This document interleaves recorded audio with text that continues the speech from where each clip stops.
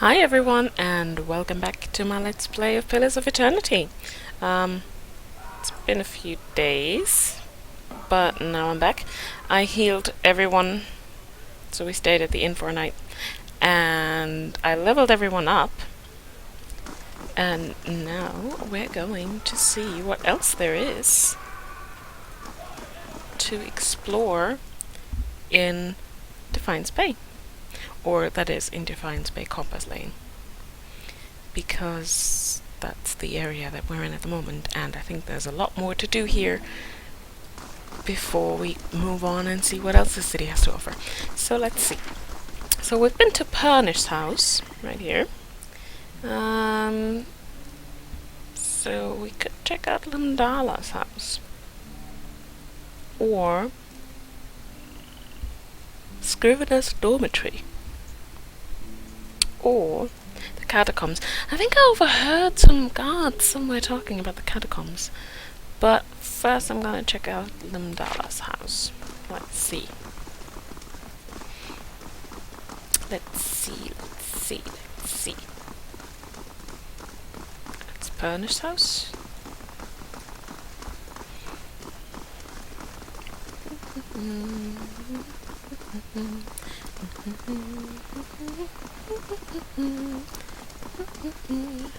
Ooh! Loot the stuff. Lockpicks go in the lockpick pile. So... yeah, that's Limdala's house. That's a guard. Let's see.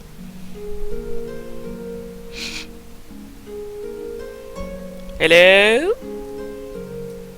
Hello? This painting depicts the famous scene from The Light of Dawn, in which the travelers and the ghost happen upon a starving man.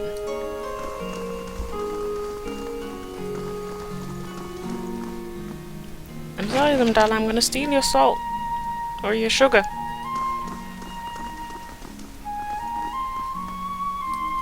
Hello? Is she not home? Or he? Or they? Maybe there's more? Ooh, locked door.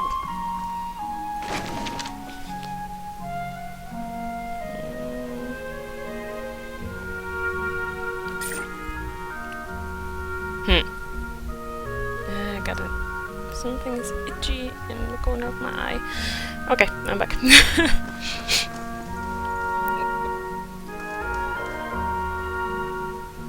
Oh, this will require the proper key. Well, I guess that means there is something else we need to do.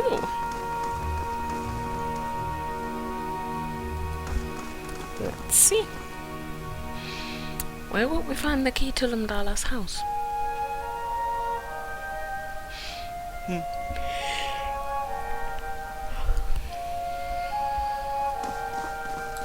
Alright. Scrivener's dormitory it is, then. And then I think there was another house over here that's not marked in here, but it was a door.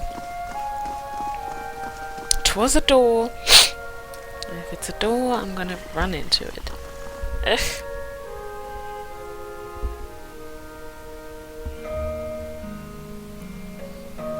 Hello? Spilled tea, empty ink pots, and one detailed sketch of a fire-breathing old dwarf are all that remain of a long study session. Oh no! No! Hey there. You need to do this.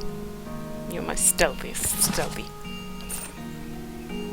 Sure. I feel terrible for stealing from good people, probably. Corin, hello! Hail and well met. By Wales' eyeless face, you are one short ogre. Or why are you green, and how are you getting the ducks to keep flying around you like that?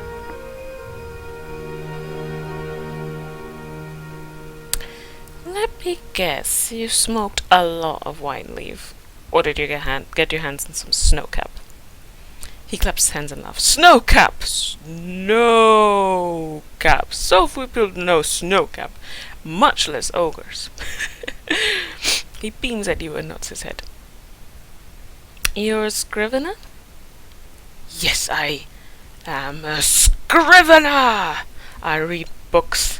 I write books. I once ate a book, but only because it looked like sweet pie.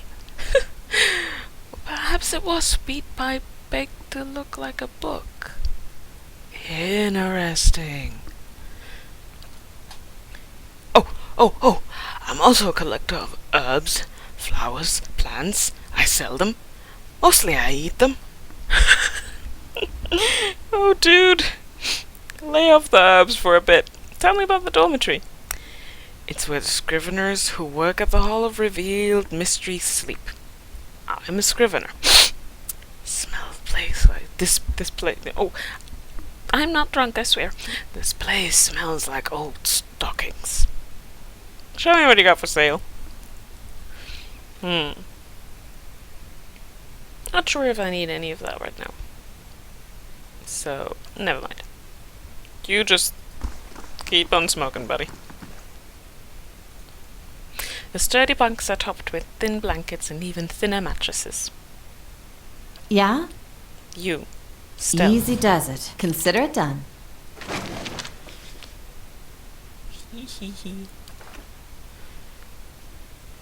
I feel a bit rude stealing from them, but not really.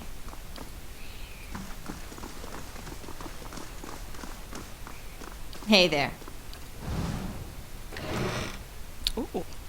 Scroll of Restore Moderate Endurance. Always good.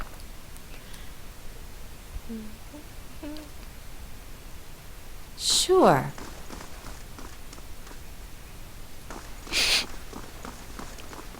Hello, Scrivener. I'm not here for Corin.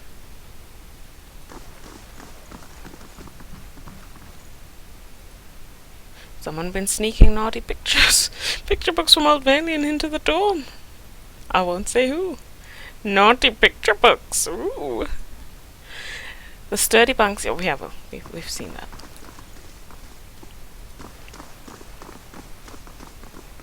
Hello. Smells like old stockings in here. What? Why would they all feel the need to say that? The pay is good. I live close to the library and I can read as many books as I want. Good. Good on you, buddy. Hey there. Rose, you need to hide. You can't. You've been seen now. So we cannot steal. Okay, never mind.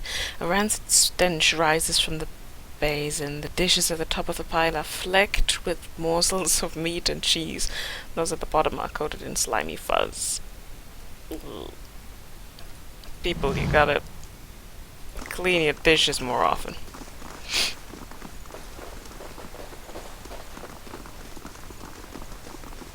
Okay. So Good day, stranger. Well, that was boring.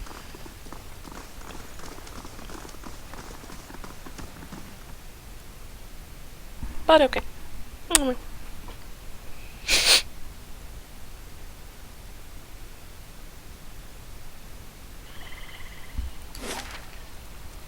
I'm not gonna go into catacombs just yet. Hall of Revealed Mysteries. I could go there. But first I want to check out this other place that was on the other side.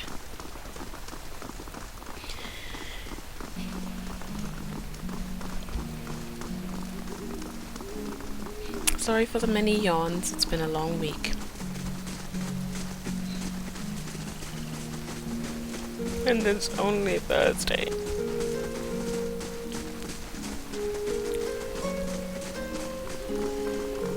This one, what's that? Secret place? Hello! Langdon. Right, everyone knows the plan. Up the wall and in the window, grab the jewel for the pretty little lord. We got it. That doesn't sound right. Listen, dwarf, if I have to... Langdon, we have company.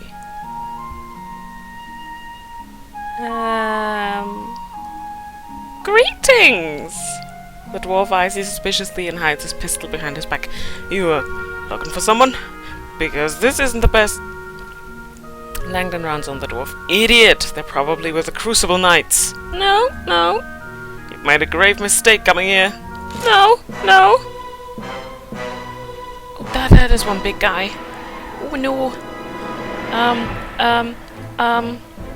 Alright, gang. Go after the big guy first. Brave Defiance.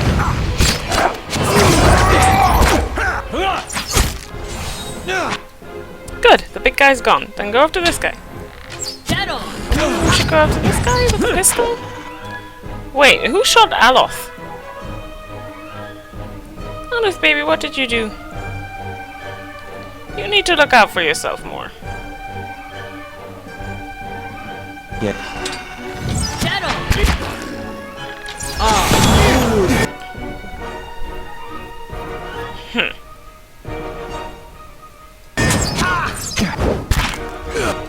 Alright, now, everyone, kill this guy.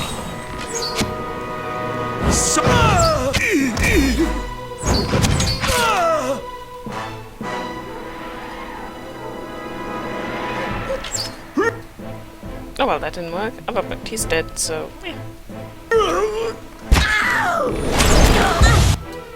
Hey there, sweetie, what are you doing? Do these evil foxes bother you? Oh well, he's dead. Never mind.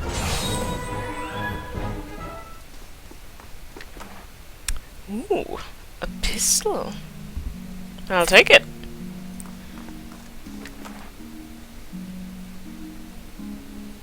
I think our current bow is, yeah, better.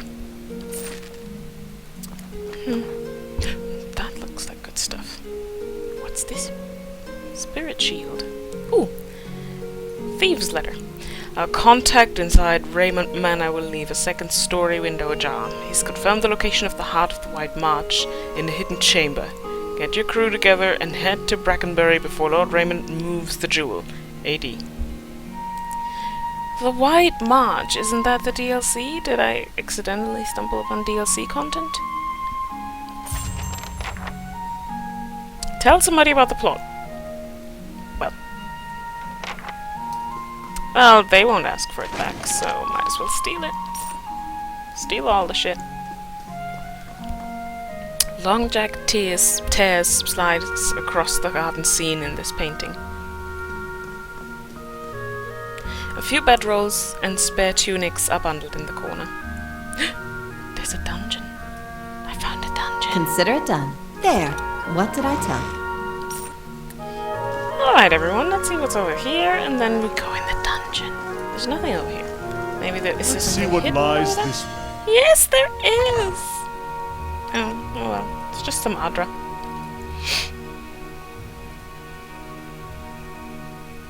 Where does this lead?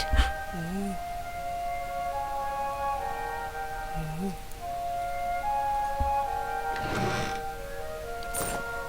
Stuff. It leads to stuff. House Dumanel. No, take the thing. Don't just leave it there. Muddy boot prints and splotches of ale stain the bed sheets. Don't this drink something? ale in the bed. Yeah? You nerds. Give me a real challenge. Well done.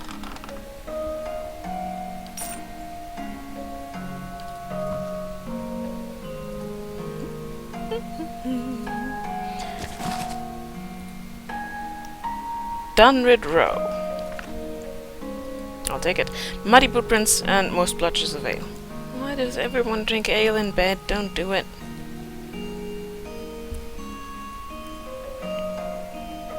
Okay, tell someone about the plot. Who do we tell about the plot? I don't know. A guard? The guard, probably. Or Lord Raymond? Maybe Lord Raymond.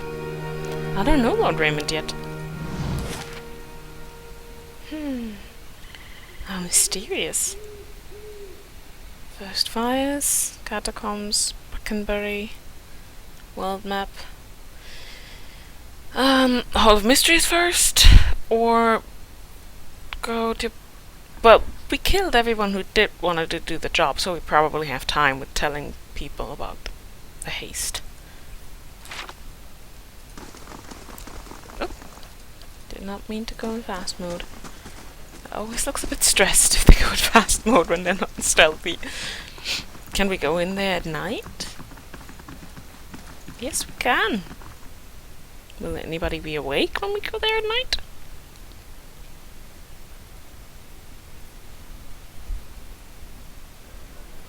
Hello.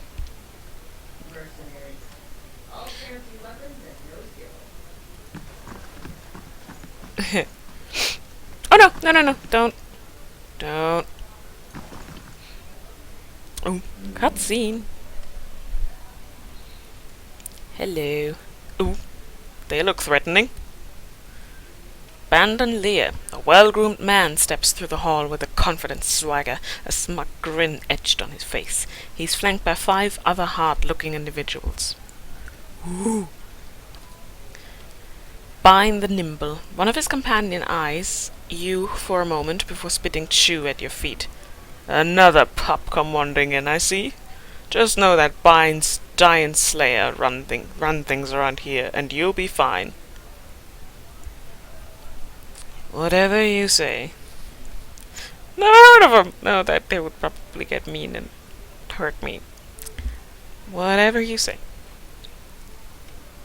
That's good advice. Here's the rest. 1. The choice bounties are ours. 2. The giant slayers don't share. It's that simple. Asshole! Wennen, a voice bellows across the hall. Enough jabber, Bine! You're gonna do the job or talk about it. Bane just got his ass handed to him.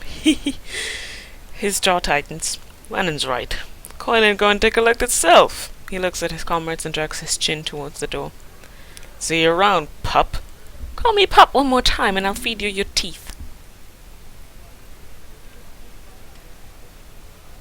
Asshole. Hi, Wennen. Don't stand on ceremony. State your business. Looking for work? Tell me about the dozens. Wennen's expression becomes serious, the timbre of his voice deepening. Good men and women trying to walk in the footsteps of great men and women who came before us. We're a loose association of warriors and expeditionaries in the Durwood. Not as fancy as the Crucible Knights, mind you, but at least we remember our roots. At least they remember someone else's roots and pretend to be like them, he means. Adair. I'm not gonna join the dozens because I don't want to piss off Adair. Your roots? Crucible Knights take pride in having won the Durwood's freedom 150 years ago, but we're the ones who protected it. Everyone knows that the Saints' War ended when the Godhammer destroyed Waidwen at Avondure Bridge. A lot of folks don't know how Waidwen wound up on that bridge. 7 men, 5 women. They walked out of Halgut's citadel and faced down a god, held him there until the bomb went off. He thumps the table. That's the legacy we defend. Some call us mercenaries, but we don't need matching armor and silky cloaks to remember our roles. We're the same now as we were then. We stand up for the people. First line of defense, whatever it takes. We got new enemies now. If it's not Waidwen, it's this damn legacy. It's the damn soul butchers in Brackenbury making things worse on all of us. Probably causing the whole thing, one way or another. Well, we haven't gone anywhere, and there's a lot more than 12 of us now. We defend Durwood once, we'll do it again. Wennen casually nods your way. His eyes continue to float from mercenary to mercenary as he speaks. What else do you need? Nothing! I don't want to work for you people. Daggers mark the locations of various Ingwithan ruins. Notes posted around the map list bets on current expeditions. Ooh, I guess there's a soul in there. Yes! Clarozema. You see this Orlan cautiously making his way down a dark stone corridor. His eyes are wide and he is constantly looking over his shoulder. Every noise making him jump. He appears dressed for adventuring, but his armor is ill-fitting, and his pack refuses to stay on his back. Another sound reaches his ears from behind him, and he spins around, peering into the darkness. trying to discern the source of the noise. He stands there for several seconds, holding his breath, staring. When nothing happens, he lets out a relieved sigh and turns to continue walking. His pack slips from his shoulder, and cooking implements tumble out, sending a clattering din down the quiet hall. He freezes, listening in the tomb's silent aftermath of the accident. Booming footsteps reach his ears from behind him. He lets out a little squeal and runs away from the approaching creature, clattering through his spilled gear. The footsteps speed up, and the Orlan squeals again, hurrying down the hall. There is a guttural growl close behind him, and he turns to see an ogre emerge from the darkness behind him. "Dude, you fucked." The squeal becomes a yell, and he puts his head down and breaks into a run. The ogre steps on the spilled gear and lets out a bellow of pain, breaking stride and looking down at its foot as it continues to hop forward. Panicked, the Orlan hits a tripwire pulled across the corridor without even noticing it. It knocks his feet out from under him, and he tumbles to the floor, rolling a bit before ending up on his back. He lifts his head slightly and looks down the hall. The ogre has regained its stride and is running at him, hand out, intent on grabbing him. Both Orlan and ogre are unaware of the battle axe, swinging a deadly arc through the air, accidentally tripped by Orlan. The axe buries itself in the ogre's face, stopping it in its tracks, hand extended, blood making a trail down its face and dripping to the floor. The Orlan stares wide-eyed as the ogre goes limp, its weight slowly pulling it off the axe, with a wet, sucking sound. It comes loose and falls, eliciting a final squeal from the Orlan, who scoots backward to avoid getting squashed by the falling ogre's head. After a few moments processing what just happened, the Orlan quickly scrambles over the ogre's body and runs down the hall towards the exit. "You were lucky, buddy. Very lucky. Corin." You see 3 human boys walking through a city street, pushing each other and joking with one another. They stop, one of them pointing down the road, and look at each other. This Orlan, though younger and smaller, is the target of their attention. She has a handful of coins that she passes from hand to hand and is moving towards the marketplace. The boys move quickly, working their way round her through the crowd until they form a line in front of her, herding her into a shadowy corner, away from the main thoroughfare. The boys taunt her, accusing her of stealing the coins, talking over her protests of innocence. They threaten her, telling her they will turn her over to the city watch for thievery if she doesn't give them the coins, because they can help at least 3 unfortunates with the money. One of the boys reaches for the coins, but she pulls her hand back. He cuffs the side of her head and grabs her hand, forcing it open, letting the coins drop into his palm. The boys laugh, thanking her for her service, then disappear into the crowd. The Orlan looks around, tears welling in her eyes. She spies a member of the watch and runs over, telling him that she was just robbed. The guard is unmoved, informing her that if he helps, she's just going to let it happen again next time. She protests, telling him that it's his job to help, but the guard is unmoved and unmoving. She stares at him for quite some time, fury burning behind her small eyes. Without saying another word, she turns and storms off, her face set with resolution. So much mean people. That's probably all stealing, isn't it? Yeah.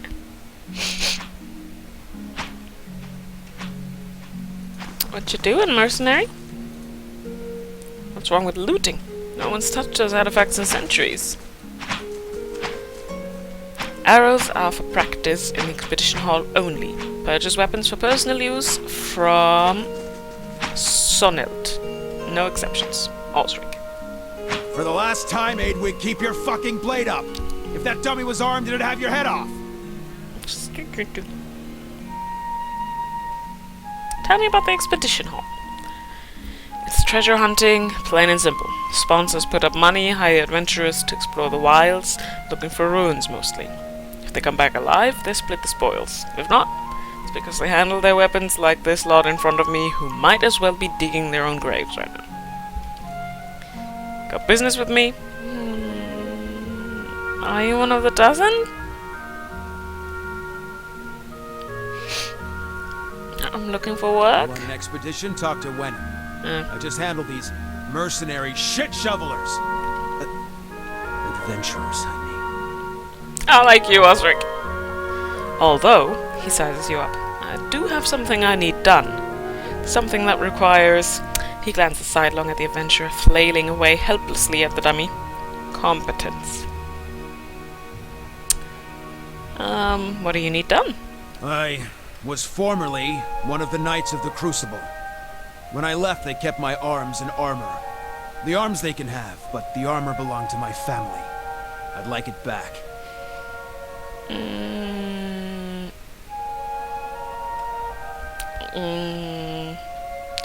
Doesn't sound like leaving the Crucible Knights was your choice. You don't choose to leave knighthood. The Crucible Knights, they may not be a real knighthood, but the oaths you swear are just as true. So... Still, turns out that even unofficial knighthoods have politics. You cross the wrong man, suddenly all kinds of accusations are thrown your way, and nobody believes you. Yeah. Slander! Nothing more destructive than a crowd with the wrong idea, Adair says. And I'm guessing Adair knows what he's talking about in that case. What's this armor?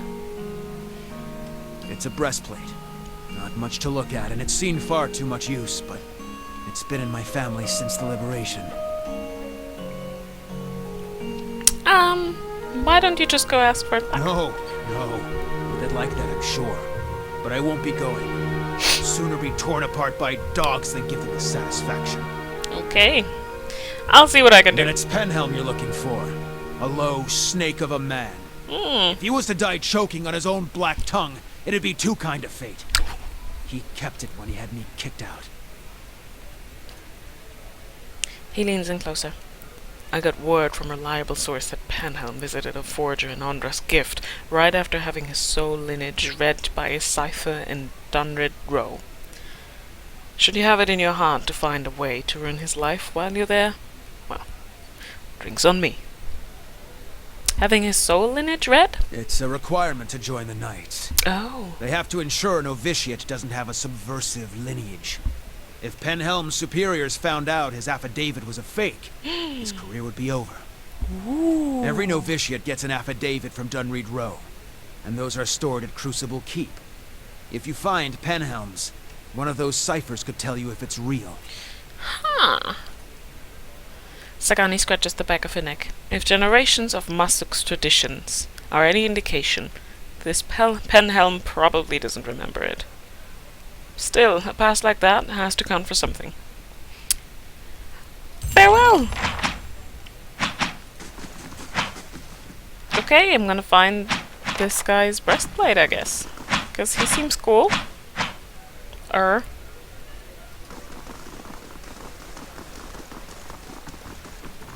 Why are we so fast? Chill out, people. All mercenaries with no names.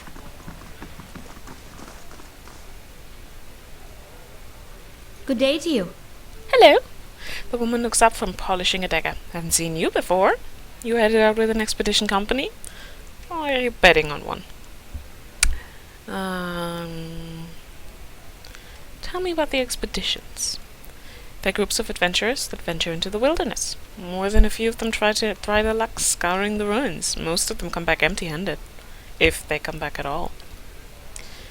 Betting on them is almost as risky as actually going, but that's how the expeditions get funded. And every once in a while, one of the adventuring companies will strike it big and make a fortune for their backers. How long have you worked at Admith's Den? She leans on the countertop and drums her fingers. Oh, a few years. Got in the minute the last merchant cleared out. She nods towards the main area of the hall. They've got new expeditions venturing out every week, so this is a great place to do business. And the dozens make loyal friends and loyal customers. So long as you stick by them. She taps the counter. The vendor who was here before me, they ran him out when he sold his best helms to a pair of Crucible Knights. I've been careful not to make that same mistake. Can I buy something? Afraid not. See, the dozens only do business with me so long as I only do business with them. And they're good customers. She jerks her thumb at the door. But if you get on Osric's good side, he could make an exception for you. He's probably training some of the new recruits right now. Good, because I really don't want to join the dozens because they sound like assholes, but I kind of really want to shop there. Oh boy, oh boy. Mm-hmm. I'm gonna Consider it done. steal. Give me a real challenge. This I'm gonna calls for a steal subtle this one touch. too. Oh, why are you so slow? Give me a real challenge. Geological map. This map marks areas of geological activity in the Durwood and Air Glanfath. Of note is the description of a cavern where molten rocks flow within a deep chasm. Interesting. Very interesting. Sure. Oh, stop being so slow.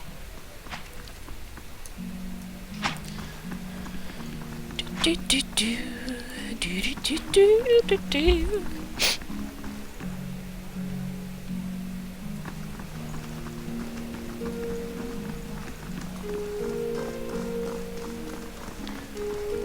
Alright.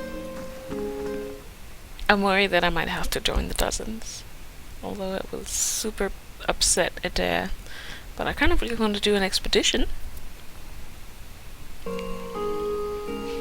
I really don't want to join the dozen because they seem like assholes. You're from Gilded Vale? Then you're close to home. Close can mean a lot of things. Surely you'll go back when this is all over. Dunno. Guess that all depends. Party banter! Party banter! Or something like that. Now I want to go to that place. See what's in there. It's that way, isn't it? Yes. See what the Scriveners have in their reveal. Ooh. Historian. Ooh.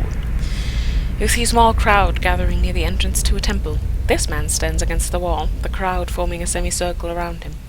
He speaks with a calm, measured tone, his soothing voice carrying over the sound of the surrounding city. He speaks of the world, history, the gods, and religion. He speaks of cooking, brewing, child-raising, and old wives' tales. There does not seem to be a subject he lacks at least a passing knowledge in. People ask him questions and he answers them in turn, sometimes being detailed and in-depth, other times only giving a general answer. Regardless of what is said, all of his answers seem to hit to the heart of what was asked, each person satisfied with what they've learned. People come and go from the crowd, its size growing and shrinking, but never completely dissipating. Hours pass, and he never seems to tire, sharing his knowledge with anyone who would benefit from it. As the light of day wanes, the group finally growing small enough that he draws everything to a close. As he gathers his belongings and prepares to leave, a man approaches him, asking why he does this. He asks for no money, no food. What benefit is gained from his actions?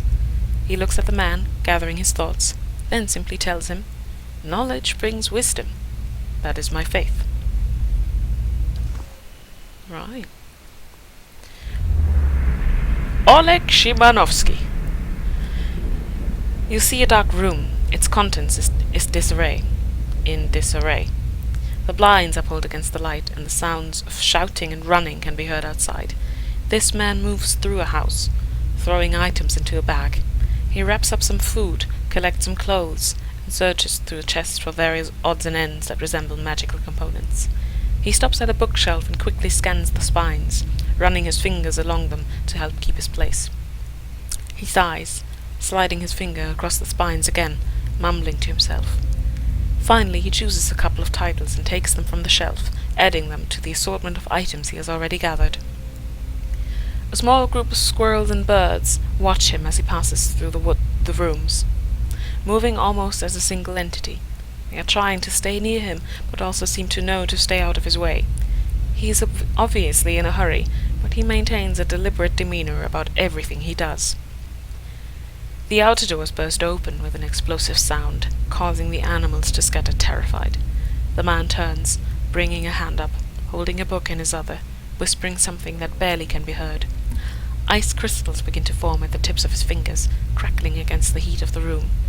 He sees the man standing in the doorway and immediately drops his hands, the ice vanishing as quickly as it appeared. The man in the doorway gestures, telling him to hurry, and points toward the horizon somewhere outside. The man in the house dismisses him with a wave, saying he's almost done here and will be coming soon. He scans the dwelling one more time, searching for something he might have missed. Satisfied, he leaves, not even bothering to close the door. Outside, he can see people, all prepared as he is, traveling away from town, away from the rising plumes of smoke on the horizon. Alright. What have you seen in your life, Oleg?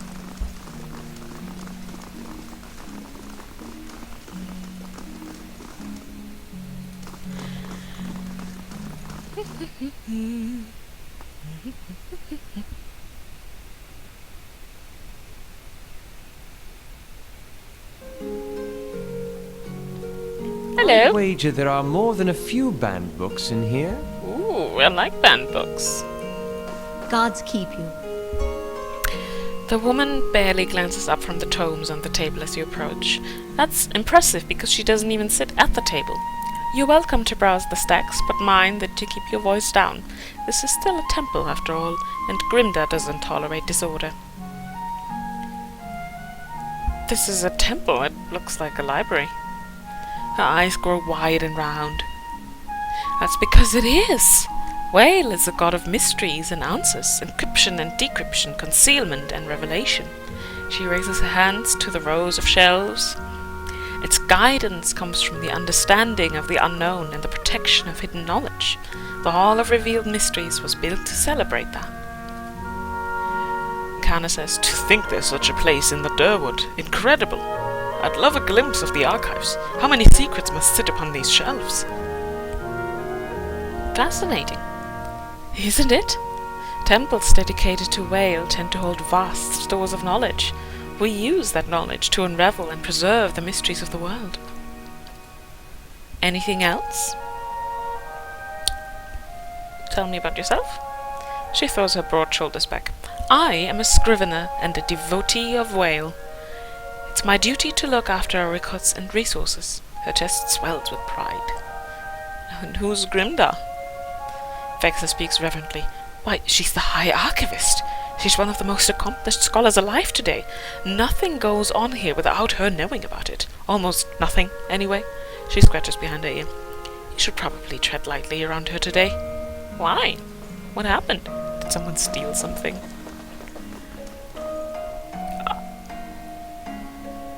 Yanni Hoka looks like a soul. It's a soul! You see nothing at first, inky darkness filling your vision, the dust of eons flooding your nose. You hear a strike, and the torch gutters into flame, revealing a man without a face and a library of books flickering in the dull orange glow. He moves to the closest shelf, sliding the torch into a socket, and gingerly pulls a black-bound book into his trembling hands. He flicks through it lovingly, caressing each page before turning to the next and the next. Finally he finishes, placing the book in a satchel to his side, and takes down the torch. He spends hours wandering, reading, collecting, until his satchel is as thick as he himself and half as heavy, and begins to make his way back to the entrance. With a barely audible sigh, he draws 2 decaying doors closed, and the torch is extinguished. That sounds lovely. The books on these shelves cover the history and mythology of Old Valian. Ah, books, books, all the books. I'm not gonna steal a book. What do you take me for, a barbarian? Records of books borrowed and returned fill the cubby holds. The symbols on these pages writhe and shift. They're dizzying to look at. It's so big.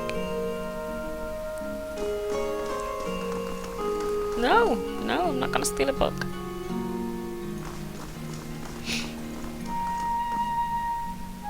We need more reasonable people in Defiance Bay. Yeah, I'd say you do.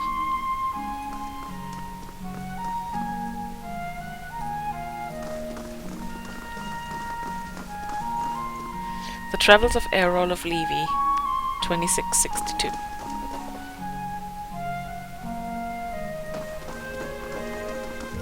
Snoop snoop.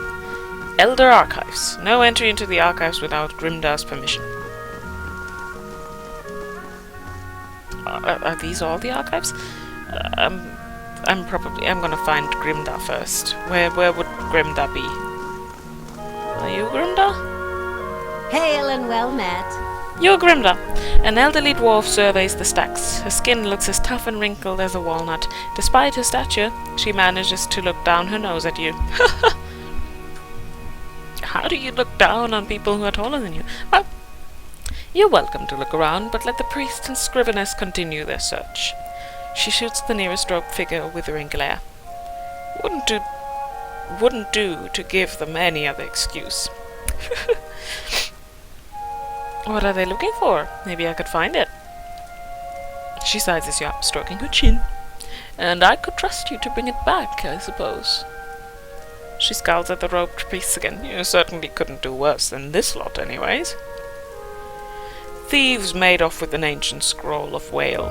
They intended to blaspheme by selling that which should remain hidden, a secret of the 100 Visions. Her wiry eyebrows arch over her spectacles. The guards called one of them, but were overzealous in their interrogation. All they could piece together was something about a farmhouse on the road to Durford. Track the thieves down. I don't care what you do with them, but bring back the scroll. Whale rewards the persistent seeker, and so do I. And Kana says, an ancient scroll of Whale. There's a fine price. I mean, a worthy task. What else do you need?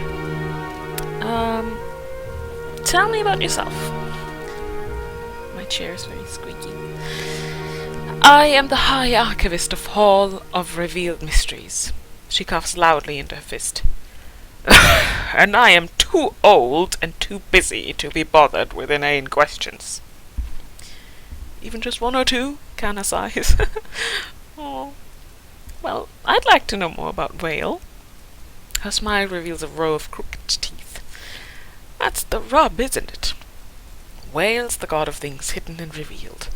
The more of the 100 Visions one sees, the more one has yet to discover. Though we often call Whale he who sees and is not seen, it is neither male nor female. To assign any definitive characteristic to Whale is to miss another essential part of its divinity. The 100 Visions? A term of reverence for Whale's many revelations. Despite the name, they're infinite. Each epiphany leads to yet another enigma. Sakani says, and I thought I was busy. And do I have questions about the missing scroll? Tell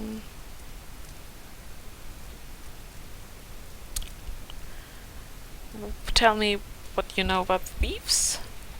Very little, except that they were foolish to believe they could steal from the god of secrets. That, and they were fleeing to a farmhouse. What's so special about this scroll? Whale's the god of secrets. If I told you that, I'd cheapen it, wouldn't I? She cackles. It's a parable, the kind that nurtures the inquisitive mind and poisons the foolish. I'll return with the scroll. See you later. Can I go in the archives when I return with the scroll? Probably. Impossibly, this painted eye seems to move whenever you turn your back. Oh no, that's creepy. Okay. I think I have done quite enough investigating in Copperlane today. So what I'm going to do in the next episode is find that Lord Raymond or Reynold and tell him that people plotted to steal from him. And I'm going to find Osric's armor. And I'm going to find her stolen scroll. Probably not all in one episode, because that seems like quite a lot of things to do. But that's the next thing that I will do. Side quests. All the side quests. So I'm going to leave you here with this episode. Thank you for watching, and if you enjoyed it, leave a comment and a like. And I will see you next time when we continue playing Pillars of Eternity.